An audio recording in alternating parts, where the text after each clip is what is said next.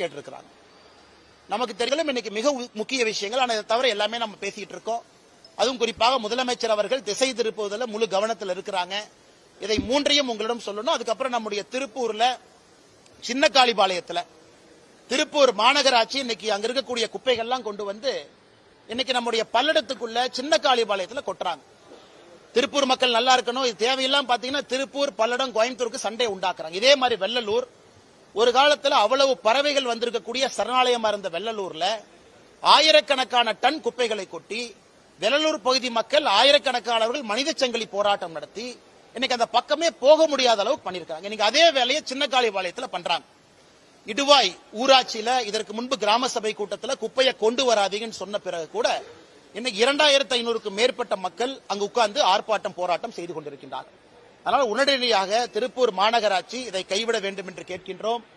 இதை தாண்டி நீங்க குப்பையை கொண்டு வந்தா முதல் லாரியை தடுப்பதற்கு பாரதிய ஜனதா கட்சி எங்களுடைய மாவட்ட தலைவர் ஸ்ரீனிவாசன் அவர்கள், அங்க இருக்கக்கூடிய தலைவர்கள் அண்ணன் ஏபி முருகானந்தம் அவர்கள், நாங்கள் எல்லோருமே முதல் லாரியை தடுக்கிறதுக்கு அங்க போகத்தான் போறோம். அதனால திருப்பூருக்குள்ள பணம் கொடுத்து எப்படியாச்சும் அந்த குப்பை இன்சினரேட் பண்ண பாருங்க. திருப்பூர் மக்களும் நிம்மதியா இருக்கணும். அவ்வளவு வருமானம் வரி கட்டக்கூடிய ஒரு மாவட்டம், ஒரு பகுதி.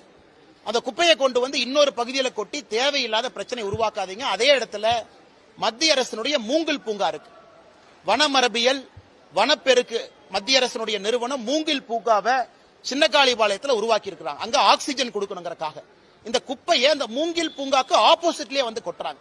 அதனால் இதையும் கடுமையாக கண்டிக்கின்றோம். இதையும் உடனடியாக மாநில அரசு தலையிட்டு கவனம் கொடுத்து அந்த குப்பையை கொண்டு வந்து சின்ன காளிபாளையத்தில் கொட்டுகின்ற நடவடிக்கையை தடுத்து நிறுத்த வேண்டும்.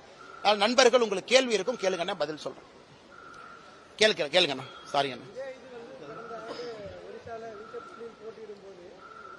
பிரதமர் பேசுறது சர்ச்சையாச்சு. அப்போ பாஜக யாருமே கண்டுக்கல, தமிழ்நாட்டில் இருக்கிற பாஜக காரங்க யாருமே கண்டுக்கல அப்படிங்கிற ஒரு குற்றச்சாட்டு சமூக வலைதளங்கள் போயிட்டு இருக்கு. அதே சமயம் அமித்ஷா கூட பேசினாரு, ஒரு தமிழர் ஒரிசாவை ஆளலாமா